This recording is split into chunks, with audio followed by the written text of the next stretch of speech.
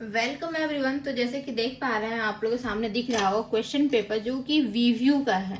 तो वीव्यू question paper है semester 6 के लिए और ये हमारा पेपर 13 है। सेशन जो है वो हमारा एक्चुअली पेपर 13 हम दिखा देते हैं। पेपर 13 यहाँ पे लिखा हुआ रहता है, ठीक है। मैथ्स 13 मतलब पेपर 13 है ये हमारा। और टाइमिंग 3 आवर का दिया गया था। फुल मार्क्स जो है 80 है, ठीक है। वो तो रहता ही है, हमेशा ऐसे ही क्वेश्चन रहते हैं। देन उसके बाद देखिए फर्स्ट में क्या है, यहाँ पे जो भी रहता है हमारा शॉर्ट क्वेश्चन रहता है। क्वेश्चन 1 जो रहता है कंपलसरी रहता है, 10 क्वेश्चन रहते हैं इसमें, कंपलसरी होते हैं। 2 मार्क्स का 20 मार्क्स रहता है, ठीक है। तो देखिए मैट्रिक्स स्पेस है, matrix space and complex analysis, ठीक है। चैप्टर है चैप्टर 13 पेपर 13। तो इसमें फर्स्ट जो है डिफाइन करना है डिस्क्रीट मैट्रिक्स स्पेस, इसका डिफिनेशन लिखना होगा। सेकेंड है डिफाइन ओपन स्फीयर इन अ मैट्रिक्स स्पेस, ठीक है। ओपन स्फीयर का डिफिनेशन लिखना होगा मैट्रिक्स स्पेस में। तो ओपन स्फीयर का डिफिनेशन कैसे लिखेंगे, तो एक्चुअली में क्या है उसका थ्योरम है, ठीक है। तो थ्योरम के हेल्प के थ्रू आप डिफिनेशन लिख सकते हैं। थर्ड नंबर है डिफाइन सब स्पेस, ठीक है। सब स्पेस का डिफिनेशन लिखना है। तो मैट्रिक्स स्पेस के अंदर जो रहते हैं बोल सकते हैं अंदर जो एलिमेंट्स होंगे और कुछ ऐसे स्पेसिफिक रूल सेटिस्फाई करेगा तब जाके वो सब स्पेस होगा। देन उसके बाद आता है define limit and continuity of a function of complex variable. फिर डिफाइन खाली डिफिनेशन पूछा गया है। इंटीरियर पॉइंट ऑफ सब स्पेस ऑफ मैट्रिक्स स्पेस, देखिए डिफिनेशन पूछा गया है, ठीक है। तो ये हमारा हो गया यहाँ पे 5 क्वेश्चन। के बाद हम नेक्स्ट 5 क्वेश्चन देख लेते हैं जो कि है डिफाइन एनालिटिक फंक्शन पूछा गया। फिर डिफाइन कॉन्ट्रैक्शन मैपिंग, फिर what are Cauchy Riemann equation in polar form में। देन उसके बाद define fix point of a bilinear transformation and define conformal transformation. सारे के डिफिनेशंस पूछे गए हैं। तो टोटल अगर आप लोग को डिफिनेशन आता हो तो 20 मार्क्स डेफिनेटली आ जाएगा। देन सेकेंड क्वेश्चन देख लेते हैं जो कि दोनों क्वेश्चन कंपलसरी होता है, ठीक है। 2 का ए बी। तो बीबी में एज इट इज ऐसे ही क्वेश्चन आ रहा है, पहले भी ऐसे ही आ रहा था, कोई पैटर्न चेंज नहीं है। बीबीएमक्यू में थोड़ा सा पैटर्न चेंज है, आप लोग को पता होगा, ठीक है। पहले ऐसे ही पैटर्न था बीबीएमक्यू में भी जब हम लोग एग्जाम दिए थे तब, ठीक है। बट अभी थोड़ा सा चेंज कर दिया। तो देखिए 2 का ए जो है वो define matrix space, matrix space का डिफिनेशन लिखनी होगी आपको। तब सॉरी डिफाइन मैट्रिक्स स्पेस, हाँ डिफिनेशन लिखनी है एंड प्रूव दैट। और प्रूव भी करनी है क्या कि ईडी के फॉर्मेशन में यहाँ पे पी डी रह सकता है, कुछ भी फॉर्म रहे कोई दिक्कत नहीं है ना मैट्रिक्स स्पेस। देन ई और यहाँ पे ये एक्चुअली में क्या है अल्फा, ठीक है। दिस इज अल्फा, इस तरीके से अल्फा दिया हुआ, ठीक।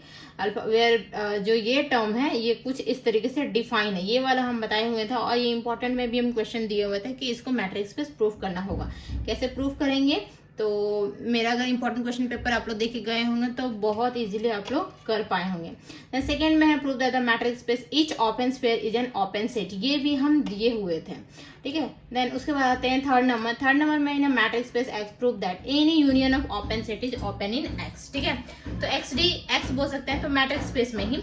तो ये भी हम अपने इंपॉर्टेंट क्वेश्चन में दिए हुए थे 3 का ए, ओके। देन बी जो है let X D be a matrix space prove that subset F of X is closed if and only if its complement is open, ये भी हम इंपॉर्टेंट क्वेश्चन में दिए हुए थे। तो आप लोग क्वेश्चन यहाँ से 2 आराम से पकड़ा जाएगा और 2 बस करनी थी।